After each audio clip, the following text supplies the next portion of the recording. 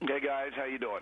We're doing good. We're talking about what's happening over in Indiana, as well as what the governor of Arkansas did about amending their Freedom Act and what the ramifications are. Are you surprised this whole religious freedom law has gotten this type of traction, caused this type of national uproar? No, I'm not surprised at all. I mean, if you just link everything together, we just heard about the terror attack in Kenya on Christians. You've got two things in play. You've got the Muslim extremists, jihadists. They want to kill Christians, and they're doing it all over the world. And then in the United States and Western Europe, you have a civil war between the secular progressive movement and the traditional religious people. So it's, in both cases, Christians are targets. So I'm not surprised, but you know, there's a lot of cautionary things here, a lot of things in play that I think people should know about. It's not as simple as black and white. No, it's not. Bill, let me ask you this, because Indiana is actually, they're looking at right now some clarifications to try to alleviate the debate and not lack of civil discourse that's going on right now. But should it come to this, you always speak for every man, okay? You've got a pizza place there in Indiana, just a mom and pop pizzeria now, that's getting death threats and forced to close down because they said that they wouldn't, based on their religious rights and beliefs, be able to serve pizza at a gay wedding. What are your thoughts on that? Well, look, the totalitarian left is pretty much out of control in America, and that's because the media, generally speaking, sympathizes with the fascists. And so if you're against abortion, you're not a person of conscience sticking up for the unborn. No, you're against women. You're declaring war on women's reproductive rights. This is how the media spins it. If you're against gay marriage because you believe in Scripture, it's not that you're a religious person whose belief system should be respected. No, you're a homophobe. You're a bigot.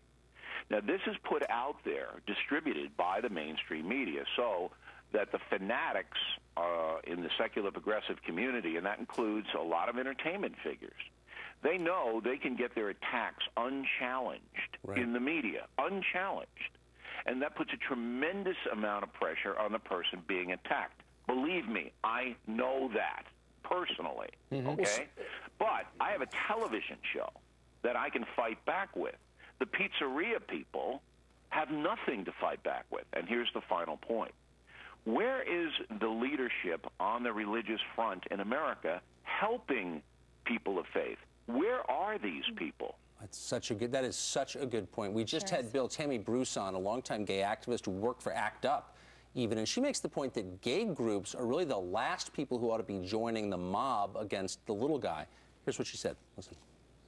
For me, as a gay woman, it remains shocking that you sit back and you watch this frenzy like a wolf pack going after survivors in a way with like a pizza shop. And if there's anyone in the world who should understand the vulnerability of being a minority, of being somebody that maybe others don't understand or relate to, the vulnerability about work and jobs and your own, be able to live your life as you see fit, it's the gay community. You see some irony there? You know, I understand what Tammy is saying, but I don't want to demonize the gay community. I think this is a very few people who are just not gay. They're tied into a lot of very far left causes. But I have some advice for the pizzeria people and the people who the media runs to and tries to get a provocative soundbite from. Don't say anything. This is not your war, okay? Let the defense of religious people come from the leadership in the traditional communities. And again, that is really lacking. I'm Catholic, okay? Sure. I'm Catholic. And the Catholic Church opposes gay marriage. Is there one Catholic cleric in the United States who's visible in putting forth that point of view? Name one. There isn't any. Yep. That's a great point. Yeah. And so people, you have to be careful because gay people in America, most of them have been abused in their lives. Have been bullied as children. And they're very sensitive to the fact that they don't want to be singled out for discrimination. And everybody should understand that's a valid point of view.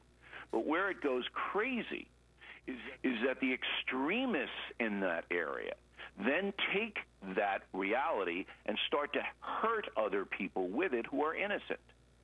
And I think it's a complicated situation, but I'm just absolutely furious that one of the biggest sinners on the planet, have to be in the leadership of defending people of faith. I should not have to do that. Right. But there's no one else. And, you know, Jefferson in Dallas, he does it once in a while. But I am just furious. Well, it's interesting. And here we are in a Holy Week, right? So leading up to Easter. And then there you are, killing Jesus on Fox News this Friday night. I mean, it's really all coming to a head. This ran last week, had almost 4 million viewers on Nat Geo, and now it's going to be right here on the network. What can you tell us? Well, it was almost 5 on the 2 views, almost 5 million viewers. And I always discount the second one, the press does, because they don't want the power of the cable to be out there.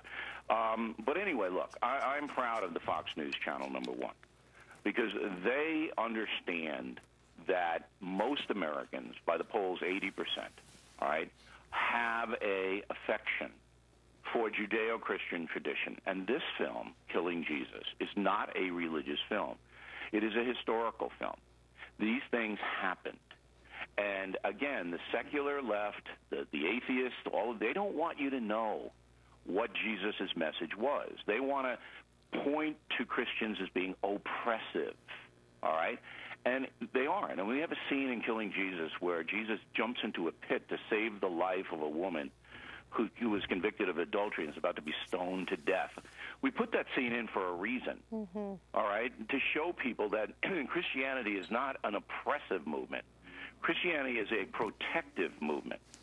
And I'm very proud of Fox News for running it on Good Friday night and again on Easter, 8 and 11 Eastern Time. And I hope if you didn't see it, that you will look in. Because you guys know, it's a really quality production. Sure and is. It's a very moving experience to watch it, and children especially should watch it. And what a perfect week for it. And I love that you said Christianity is a protective place in religion. That's what Jesus came to earth to do. I mean, you know, to protect the downtrodden. And we show that, how the people were being abused by the Romans and by the temple authorities, exploited. They were doing everything to keep them down.